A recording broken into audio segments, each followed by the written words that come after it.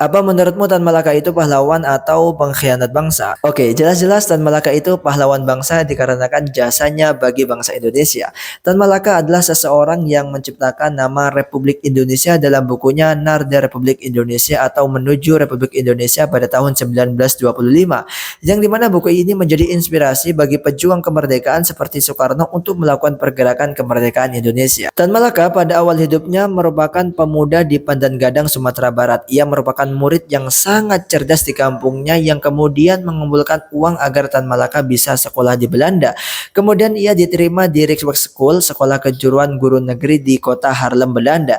Di Belanda lah Tan Malaka mendapatkan pengaruh dari ide-ide yang sedang berkembang di Eropa, terutama sosialisme dan komunisme yang menawarkan keadilan bagi para buruh dan kaum tertindas. Lalu pada tahun 1920 Tan Malaka bekerja sebagai guru di maskapai Sanembah atau sekolah untuk anak-anak kuli kontrak di perusahaan di Sumatera Utara, yang dimana menjadi awalan perjuangan Tan Malaka terhadap ketidakadilan yang terjadi di bumi Nusantara. Selama 30 tahun lamanya dia terus menentang kolonialisme tiada hentinya, mulai dari Pandan Gadang, Bukit Tinggi, Jakarta, Semarang, Yogyakarta, Bandung, Kediri, Surabaya hingga Amsterdam, Berlin, Moskow, Amoy, Shanghai, Kanton, Manila, Saigon, Bangkok, Hong Kong, Singapura, Rangon, dan juga Penang. Ia sangatlah cerdas, bahkan ia menguasai setidaknya 8 bahasa yang berbeda. Dengan bukunya Mandilog di mana menjadi istilah baru dalam cara berpikir, di mana menghubungkan ilmu bukti serta dalam mengembangkan jalan dan metode yang sesuai dengan akar dan urat kebudayaan Indonesia sebagai bagian dari kebudayaan dunia.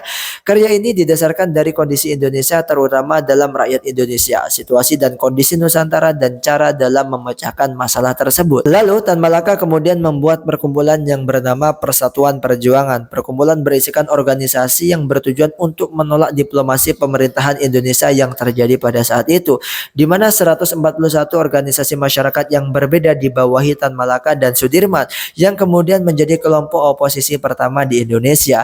Dan yang terakhir, dalam beberapa sumber Tan Malaka merupakan salah satu seorang calon pengganti Soekarno jika terjadi sesuatu hal yang tidak diinginkan pada presiden pertama saat itu. Jadi kesimpulannya adalah jasa Tan Malaka kepada bangsa ini sangatlah besar dalam menciptakan konsep dari Republik Indonesia. Sangat tidak bijak untuk menyebut Tan Malaka sebagai pengkhianat bangsa, mengingat komitmennya terhadap perjuangan kemerdekaan Indonesia sangat krusial dalam pembentukan Republik Indonesia. Seperti itu, terima kasih, saya Din Madani. Kalau suka jangan lupa follow dan sebarkan biar manfaatnya semakin meluas. Diskusi di kolom komentar.